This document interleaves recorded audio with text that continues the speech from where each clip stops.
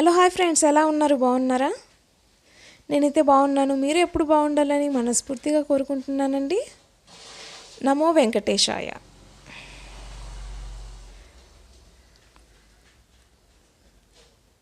మీరేలా ఉన్నది కామెంట్ అయితే పెట్టండి.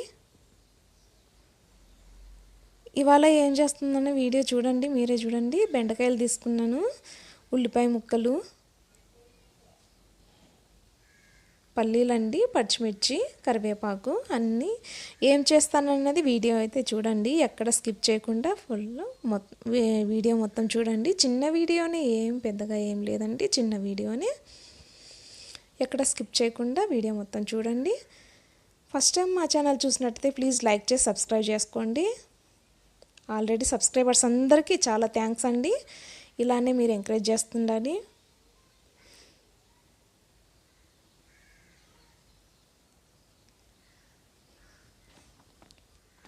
కొంచెం ఆయిల్ వేసాను, ఒక 2 స్పూన్ల ఆయిల్ వేసాను, పల్లీలు వేసానండి. తర్వాత వచ్చేసి ఇవ్వండి శనగపప్పు, మినప్పప్పు, ఆవాలు, జీలకర్ర వేసాను. ఫ్రై చేసుకుందాము.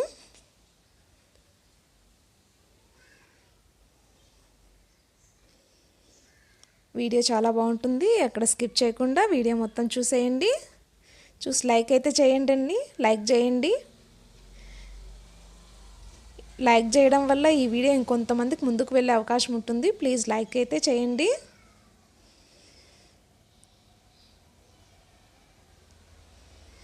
ఉల్లిపాయ ముక్కలు, పచ్చిమిర్చి వేసానండి.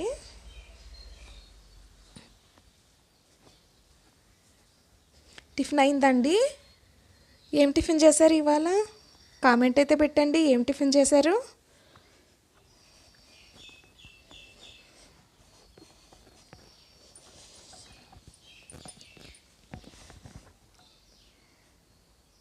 ఉల్లిపాయ ముక్కలు బాగా ఫ్రై చేసుకుందాము. ఇప్పుడు బెండకాయ ముక్కలు వేసుకుందామండి. ఇవి వచ్చేసి చిటికెడు పసుపు వేసుకోవాలి. బెండకాయలు వేసిన తర్వాత అన్నం అండి, అన్నం చూపిస్తున్నాను. అన్నం వచ్చేసి బాగా పొడి పొడిగా ఉండాలి. రైసు, పసుపు వేసాము.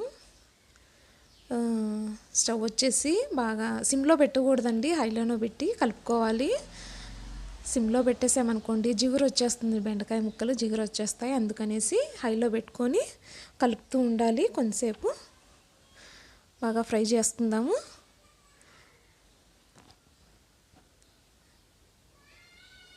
రైస్ వచ్చేసి పొడి పొడిగా ఉంటే బాగుంటుంది. బెండకాయ రైస్ అండి.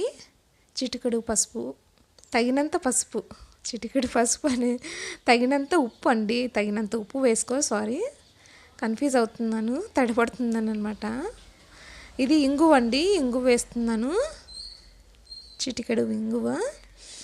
చాలా బాగుంటుంది రైసు, బెండకాయ రైస్ చాలా బాగుంటుంది. లంచ్ బాక్స్లోకి బాగుంటుందండి. పిల్లలకు స్కూల్కి పెట్టించేసారనుకోండి, ఒక్క ముద్ద కూడా మిగిల్చకుండా ఫుల్గా లాగిచ్చేస్తారు. చాలా బాగుంటుంది. మార్నింగ్ బాగుంటుంది, లంచ్ బాక్స్కి బాగుంటుందండి. కరివేపాకు వేసాను. రైస్ వేసుకుందాము. రైస్ వేసి కలిపేసుకుందామండి. బెండకాయ రైస్ అయితే ఇలా రెడీ అయిపోతుంది.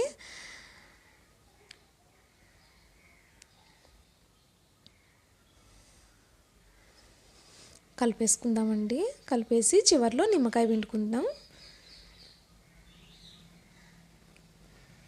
ఇంతవరకు ఓపికగా ఎవరైతే చూసారో కామెంట్ అయితే పెట్టండి. చివరి దాకా మేము చూసామనేసి కామెంట్ అయితే పెట్టండి.